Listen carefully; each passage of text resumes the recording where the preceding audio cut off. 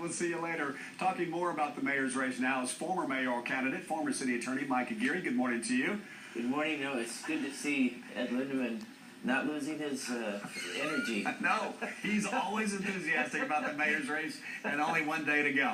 First of all, let's talk about last week. You've got some new information you want to talk about, but last week you came out and endorsed Kevin Faulconer as a Democrat endorsing a Republican. Right. I voted Democrat and became eligible to vote in 1972.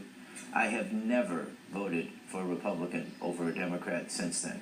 I carry a picture of FDR in my wallet.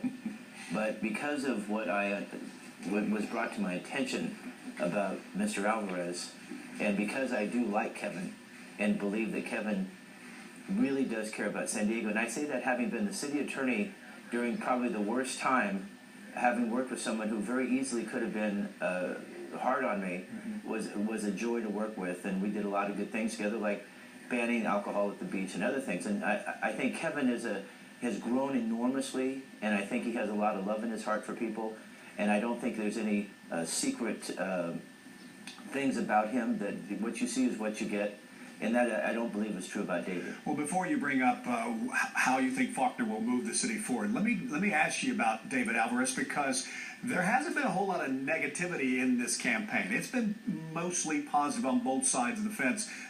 But you have something that troubles you here about David Alvarez. Right, and it's not so much negativity, because negativity is, in my mind, is an unfair conclusion about someone not based on fact. What got me to decide, finally, the straw that broke the camel's back, is when I discovered, and it was brought to my attention after the FBI took action against an individual that had met several times with Mr. Alvarez. Last September, this individual and Mr. Alvarez had $999 put into Mr. Alvarez's campaign, and this is the report right here.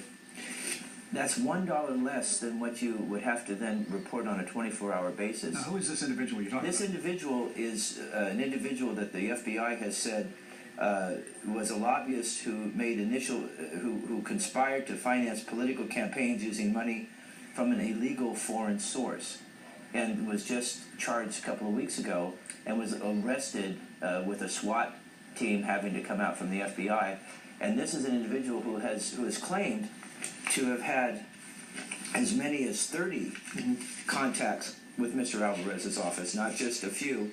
And the concern that I had is that Mr. Alvarez was party to a contribution that kept it just under what needed to be reported. And this is what we don't need anymore. It's bad enough to be taking millions and millions of dollars from the people who want to keep the system, the pension system, just as it is, keep our roads unrepaired, keep our libraries closed. You're talking about the unions? Well, I'm talking about a special group of unions. People need to understand, this isn't all unions. In fact, many of the union members are victims of the pension financial abuse, because money that could go to contracts to hire them to work on city jobs is diverted. We're talking about billions of dollars that are diverted to this small clique, and it's the small clique that's behind the $4, $5, $6 million that are being poured into Mr. Alvarez's campaign. And what they've done is ingenious. They've taken a very nice young man who has a very innocent-looking face, and he is now fronting for a very bad set of policies that our city has had to endeavor, or had to live under for a long time. And I cannot personally, as a Democrat, Martin Luther King used to say, non-cooperation with evil is as much a moral obligation as cooperation with good.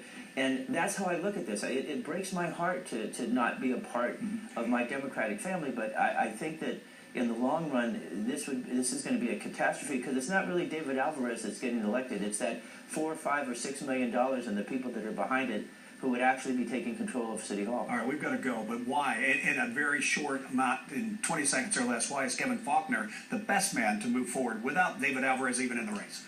Well, the best man, of course, is Mike. Because Kevin can work with people, and if Kevin can work with me, Kevin can work with anybody. That's why. Okay. Mike Aguirre, thank you very much. We are talking